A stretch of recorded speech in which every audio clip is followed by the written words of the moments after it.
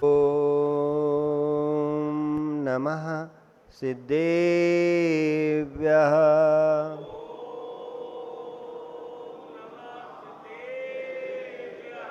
ॐ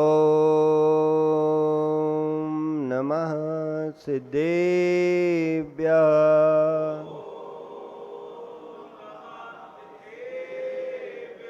ॐ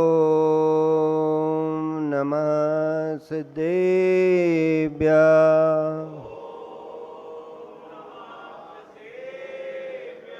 नमः श्री वर्धमानाय निर्धूतकलिलात्मने शालोकानां त्रिलोकानां यद्विद्यादर्पणाय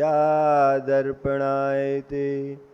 नमो अरिहंताणं नमो सिद्धाणं नमो वायरेयाणं नमो अज्जायाणं नमो लोये सबसाउणं। जय बोलो अनंतानंद सिद्ध परमेष्टि भगवान की। परम पूज्य आचार्य भगवान विशुद्ध सागर महामुनिराज की। ढाई दीप में विराजमान 3 कोटि मुनिराजों की। अहिंसामयी द्वादशांक जिनमाणी माता की।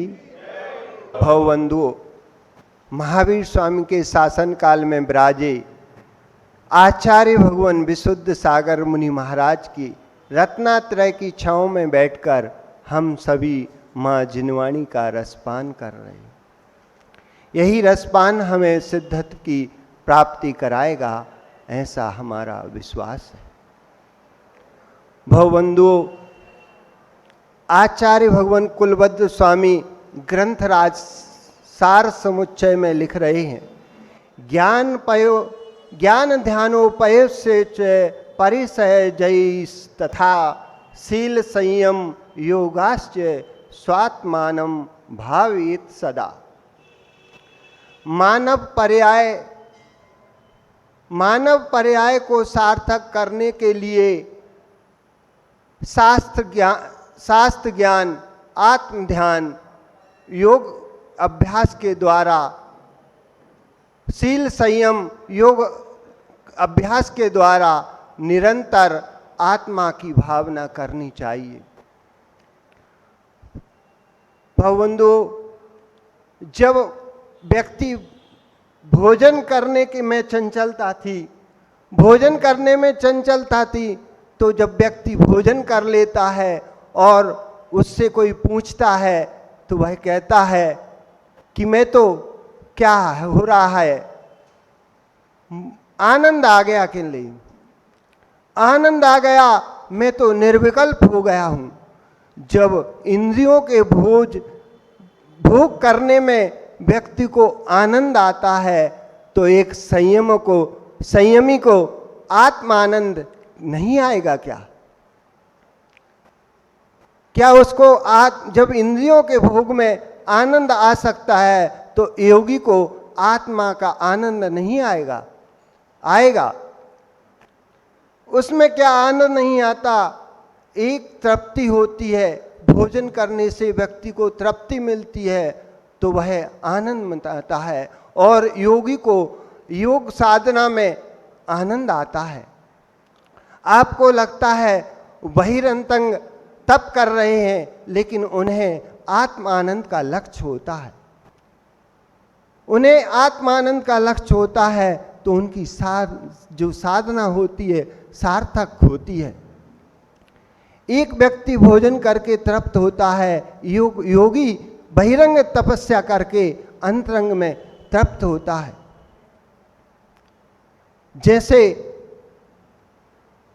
योगी के लिए कहा है, जैसे योगी विषय वासनाओं से तृप्त उतर जाता है, त्याग कर देता है, तो उसे आत्मा का आनंद आना शुरू हो जाता है।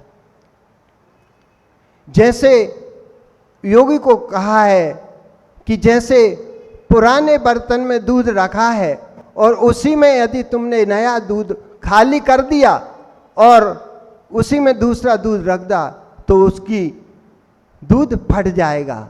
ऐसे ही योगी तुमने क्या किया, घर त्याग दिया, बसन उतार दिए और घर त्याग दिया और लेकिन वासना नहीं उतारी तो तुम्हारी साधना फट जाएगी। ऐसे ही जिसमें लगार लगी हो, यहाँ एक बात और ध्यान से सुनना कि जो वासना है वो उसको शास्त्रीय भाषा में लगार कहा है। यही काम वासना मत समझना, ये इसका अर्थ काम वासना नहीं है, इसका अर्थ है लगार।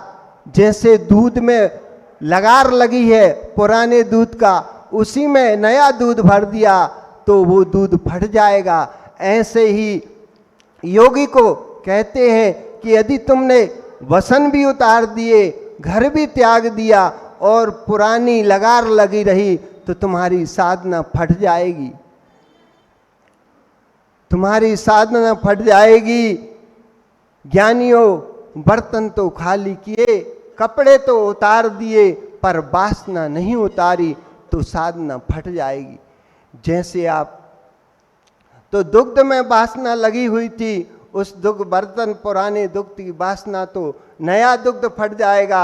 ऐसे ही वसन उतार दिए, साधना प्रारंभ कर दी, लेकिन वासना नहीं उतार पाए तो साधना विफल हो जाएगी। पहला तप है अनशन तप। योगी ने अनशन तो त्याग कर दिया, वसन उतार दिए और वासना लगार नहीं उतारी तो ये काम वासना विफल हो जाएगी, ये वासना लगार बेकार हो जाएगी, कोई काम की साधना नहीं रहेगी।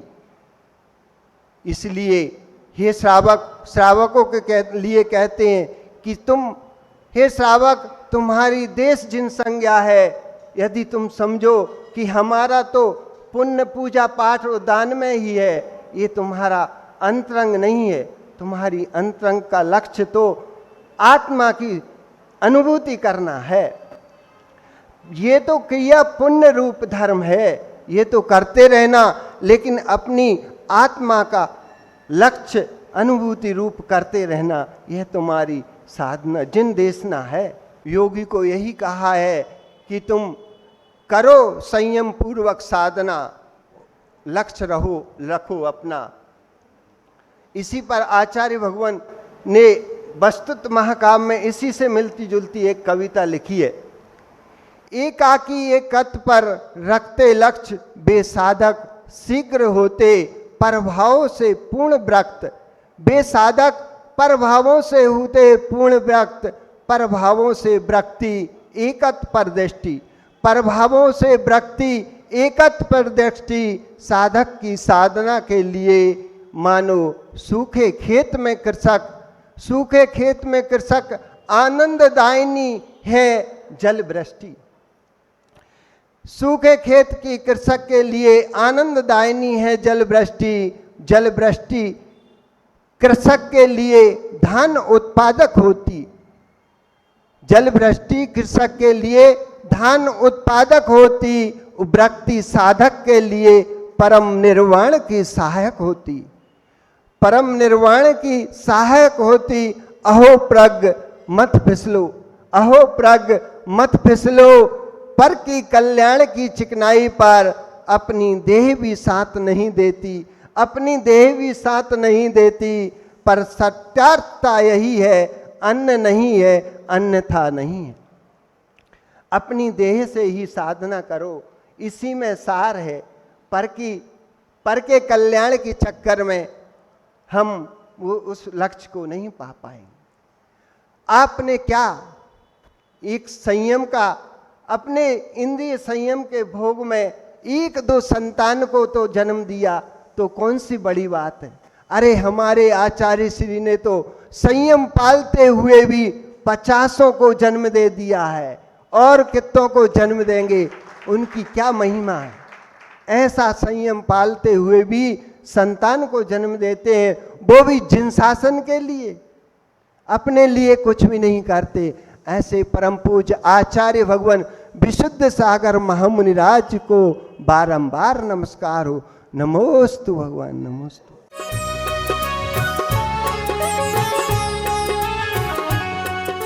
वो महान संत जो अपने गूढ़ ज्ञान से करते